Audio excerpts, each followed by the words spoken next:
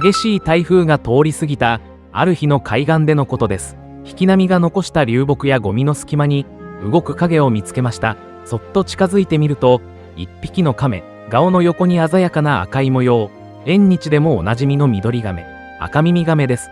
本来なら穏やかな川や池にいるはずの生き物が、なぜここにいるのでしょう。台風の濁流に飲み込まれ流されてきたのかもしれません。慣れない潮風が吹く砂浜で、その亀は静かに歩き、時折立ち止まっていました。緑亀と聞くと、縁日の風景を思い出す方も多いのではないでしょうか。手のひらに乗るほど小さな体で一生懸命に足を動かす姿。かつて多くの人が可愛いペットとして迎えた生き物です。しかし彼らはもともと日本の生き物ではありません。人間の手によって海を越えてやってきました。そして今ではこれ以上増やしてはいけないと法律で管理される存在になっています。なぜなのでしょうか。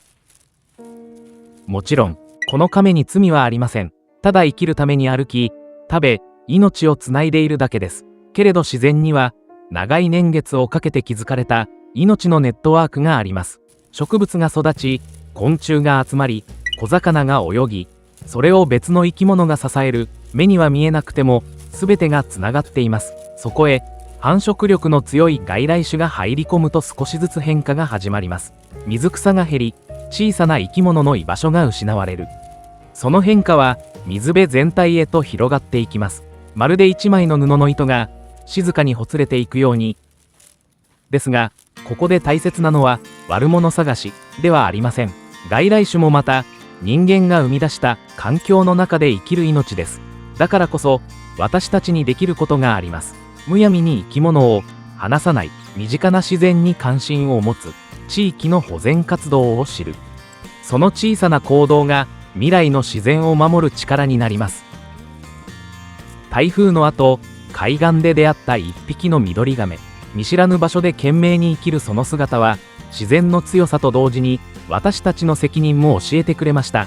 命のつながりはとても繊細です。けれど、人が気づき、行動するとき、そのつながりは再び守られていきます。未来の子供たちが川辺で魚を追い、虫の声を聞き、豊かな自然に出会えるように。そのための一歩は特別なことではありません。今日足元にある小さな命に目を向けること、もしかするとそれこそが未来を変える最初の一歩なのかもしれません。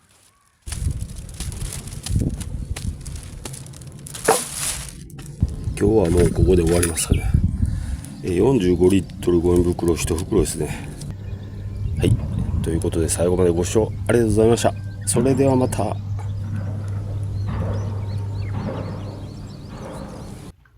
い、今回の動画どうでしたでしょうか。まだね、今週も始まったばかりですので、気負わずね、お互いぼちぼちのペースで、また明日からね、頑張っていきましょう。今日も一日ありがとうございました。またこの動画でお会いできればなと思いますんで、よろしくお願いします。それではバイバイ。